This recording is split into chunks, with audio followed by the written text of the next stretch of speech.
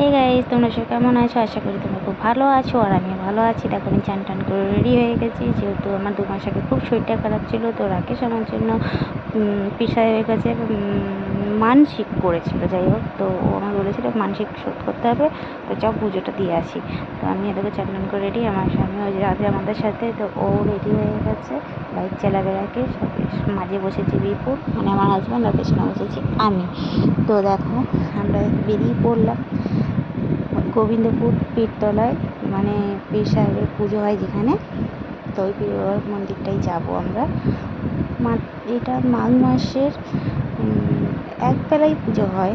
মাঘ মাসে মাঠের মেলা বলে, তো একবেলার জন্যই পুজো হয়। যেতে যেতে একবার দাঁড়াবো, দাঁড়িয়ে দেখছি সেই কুলপিওয়ালা কাকুটা, অনেক দিন পরে এই কুলপিটা খাবো, মনও গেল খেতে। তো রাকেশ দাঁড়া করালো, বললো 3খানা দাও।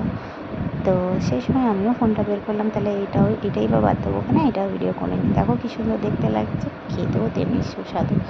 তো যাই হোক, আমার বাবার তো আগে খেয়ে নিয়েছে, তারপর আমি খেয়ে নিয়েছি। আর এ তো বাইক থেকে নামবে না, রাকেশ, তো রাকেশ বাইকে বসে বসে খাচ্ছিল। তো আমি ওকে বললাম তাড়াতাড়ি কর, ওখানেও তো দেরি হয়ে যাচ্ছে, আমাকে আবার বাড়ি আসতে হবে। তো যাই হোক, ও খেয়ে নিল। খাওয়ার পর তোমরা দেখো আমরা আবারও বেরিয়ে পড়লো, যেহেতু আমাদেরকে হাত ধুতে হবে বলে রাস্তায় আমরা কল খুঁজছিলাম। তো যাই হোক, বেরিয়ে দেখলাম যে না, এক জায়গায় কল দেখা যাচ্ছে, সন্ধান পেয়েছি। এই দেখো, এইখানে একটা কল আছে, তো আমরা এইখানে দাঁড়াবো, দাঁড়িয়ে হাতটা মুখটা পাটা ধুয়ে নেবো।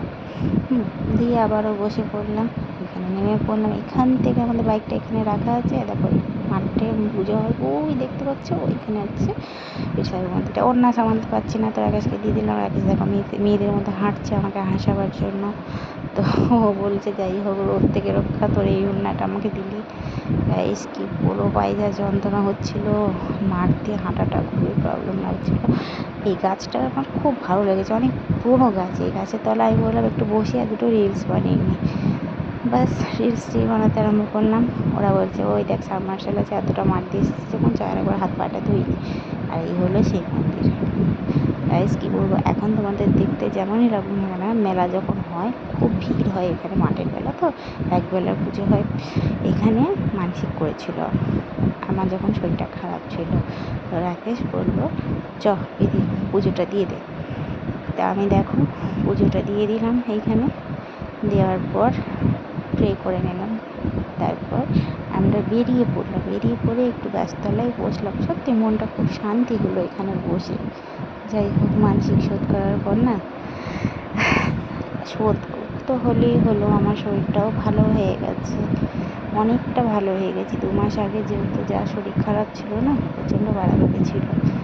তো পুজো দেওয়ার পর ভালোই লাগলো, তো ভিডিওটা